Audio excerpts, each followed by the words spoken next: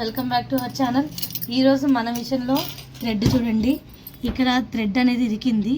ఇలా ఇరికినప్పుడు ఏ విధంగా రిమూవ్ చేసుకోవాలి, ప్రాబ్లం ఎట్లా సాల్వ్ చేసుకోవాలి అనేది ఈ వీడియోలో మనం చూద్దాము.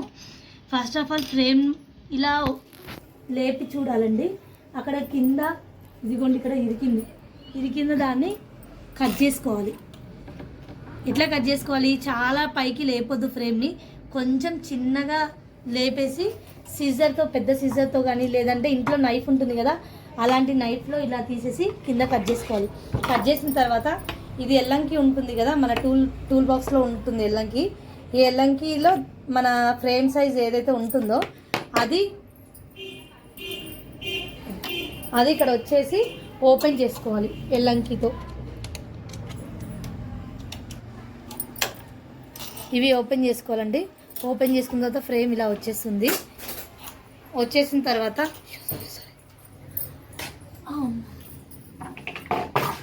ఫ్రేమ్ని తీసేయాలి కంప్లీట్గా.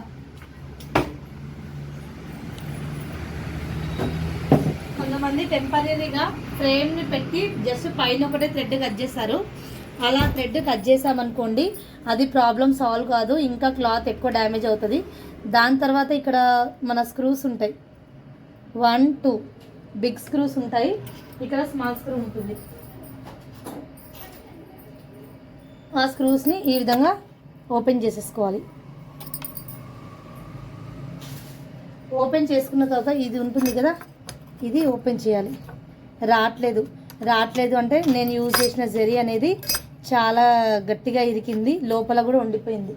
ఇప్పుడు దాన్ని ఏం చేయాలి? ఇది ఉంది కదా ప్లేట్, ఈ ప్లేట్ని ఈ విధంగా ఓపెన్ చేసుకొని ఇక్కడ ఎక్కడ స్టక్ అవుతుందో చూసుకోవాలి. ఇందాకే మనం ఫ్రేమ్ ఎప్పుడైతే తీసామో అప్పుడే బాబిన్ షటిల్ కూడా కింద బాబిన్ షటిల్ కూడా ఓపెన్ చేసేయాలి. అంటే కింద బాబిన్ షటిల్లో ఏమి ఉండొద్దు. ఒకసారి దగ్గరగా జూమ్ చేసి చూపిస్తే మీకు థ్రెడ్ ఈ విధంగా ఇరికింది కనిపిస్తుంది. కాబట్టి షటిల్ రిమూవ్ చేయాలి. పైన చూడండి జరీ కనిపిస్తుంది కదండి, జరీ అనేది ఏ విధంగా ఇరికిందో. ఇది వచ్చేసి బ్యాక్ పార్ట్, ఇది ఫ్రంట్ పార్ట్. అసలు ఫ్రంట్ పార్ట్ నుంచి జరీ ఓపెన్ కూడా అవుతలేదు.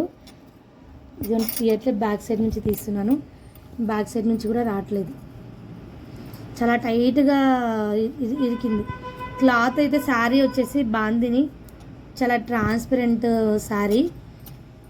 కొన్ని మందం శారీస్ కూడా, మందం బ్లౌజెస్ కొంచెం ప్రాబ్లం ఉండదు. ఇదిగోండి ఈ విధంగా తీసేసేయాలి మొత్తం.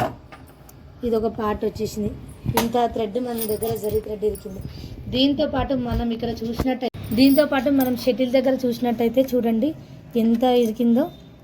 జరీ కనిపిస్తుంది కదా అందరికీ. ఇవి వచ్చేసి థ్రెడ్స్, జరీస్ అన్నీ మనం యూజ్ చేసుకున్నాయి. ఇవన్నీ కూడా రిమూవ్ చేసేయాలి.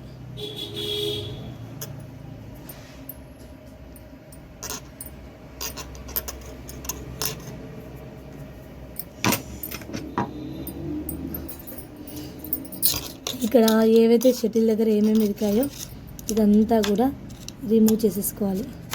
రిమూవ్ చేసుకొని ఇదంతా ఫ్రీగా వచ్చేలాగా చూసుకోవాలి.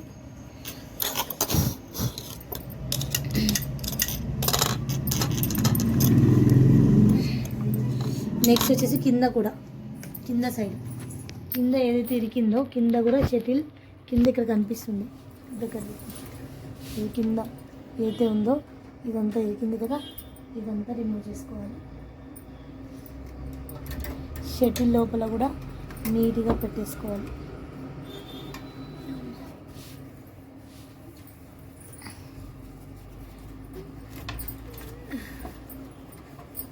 ఏది లేకుండా క్లీన్గా చేసేసుకుందాం మనం. ఇది ఇక్కడ క్లియర్ అయింది కదా. ఇంకా మనకేమైనా డౌట్ ఉంది అనుకుంటే లోపలికి కూడా జూమ్ చేసుకొని చూసుకోవాలి, థ్రెడ్స్ ఏమైనా ఉన్నాయా లేదా అని చెప్పేసి. ఎక్స్ట్రా మనం రెగ్యులర్గా ఇలా ఎప్పుడైనా బాగా స్టక్ అయినప్పుడు మాత్రమే, జరీ స్టక్ అయినప్పుడు మాత్రమే మనం ఓపెన్ చేస్తాం మిషన్ని. రిమైనింగ్ టైమ్స్లో ఓపెన్ చేయము. కానీ రిమైనింగ్ టైమ్స్లో కూడా మనం థ్రెడ్ వాడతాము, జరీ యూజ్ చేస్తాము. ఇవన్నీ వాడడం వల్ల చిన్న చిన్న పీసెస్ కూడా దీనిలో ఇరుకుతాయి. అలా ఇరికినప్పుడు ప్రాబ్లం అవుతుంది. ఇది చూసేద్దాం. ఇదంతా మనం పైన తీసిన థ్రెడ్స్, అంటే అంతగానం పట్టేసింది. నెక్స్ట్ వచ్చేసి ఇక్కడ కూడా ఉన్నాయండి చిన్న చిన్న థ్రెడ్స్, అవన్నీ కూడా రిమూవ్ చేసేసుకోవాలి.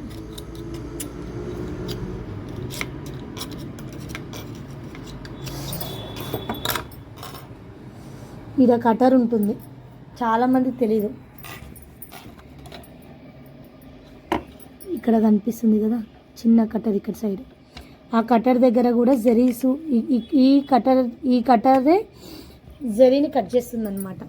అక్కడ ప్రాబ్లం మనకు ఎక్కువ అనిపిస్తుంది జరీ ఫ్రీక్వెంట్గా యూజ్ చేసినప్పుడు, అంటే ఎక్కువ జరీ అక్కడ స్టోర్ అవుతుంది. కాబట్టి అక్కడ కూడా ఏమన్నా ఉంటే ఎక్స్ట్రా థ్రెడ్స్ అంతా రిమూవ్ చేసుకుని, ఏదైనా క్లాత్ ఉంటే క్లాత్ కంటే కూడా మన బ్రష్ ఉంటుంది కదా పెయింటింగ్ బ్రష్, అలాంటి దాంతో రిమూవ్ చేసుకుంటే ఇంకా నీట్గా చిన్న చిన్న థ్రెడ్స్ ఉన్నా కూడా పోతాయి. ఒకవేళ అలా లేకపోతే మన టూత్ బ్రష్ ఉంది కదా దాంతో కూడా యూస్ ఏంటంటే ఓపెన్ చేసి రిమూవ్ చేసుకోవచ్చు. ఇది మొత్తం ఈ విధంగా ఓపెన్ చేసేసి రిమూవ్ చేసేసుకొని నెక్స్ట్ యాజ్ యూజువల్గా ఇక్కడ చూడండి క్లియర్ అయిపోయింది మొత్తం. ఇదంతా క్లియర్ చేసేసుకోవాలి, థ్రెడ్స్ ఏమీ కనిపించొద్దు. దాని తర్వాత ఆయిల్ డ్రాప్ వేసుకోవచ్చు కింద వేసుకోవాలనుకుంటే, లేదంటే ఇదంతా ఫిక్స్ చేసిన తర్వాత కింద సైడ్ కూడా వేసుకోవచ్చు. నెక్స్ట్ ఇక్కడ ఏవైతే స్క్రూస్ తీసామో మనము ఇక్కడ ఈ స్క్రూస్ పెట్టేసి నెక్స్ట్ ఎల్లంకి యూజ్ చేసేసి ఫ్రేమ్ పెట్టేసి వర్క్ అనేది బాబిన్ షెటిలో బాబిన్ పెట్టేసుకొని ఫ్రేమ్లో సెట్ చేసుకొని ఒక 2-3 స్టెప్స్ వెనక్కి రాకుండా సేమ్ దాని మీదే వర్క్ వేయకుండా ఫ్రంట్కి వెళ్ళాలి, కొంచెం ఫార్వర్డ్ చేసేసి వర్క్ వేసేసి దాని తర్వాత బ్యాక్ వచ్చి వర్క్ స్టార్ట్ చేసుకుంటే నీట్గా ఉంటుంది. ఓకే అండి, వీడియో అందరికీ నచ్చిందని అనుకుంటున్నాను. వీడియో కనుక ఇంకా వేరే వాళ్ళకి తెలియాలనుకుంటే ఈ వీడియోని ఖచ్చితంగా షేర్ చేయండి, ఎందుకంటే చాలామంది ఈ సింగిల్ హెడ్ మిషన్లో ఇలాంటి ప్రాబ్లమ్స్ ఫేస్ చేస్తూ ఉంటారు, కాబట్టి వాళ్ళకు కూడా తెలుస్తుంది. థ్యాంక్ యూ అండి.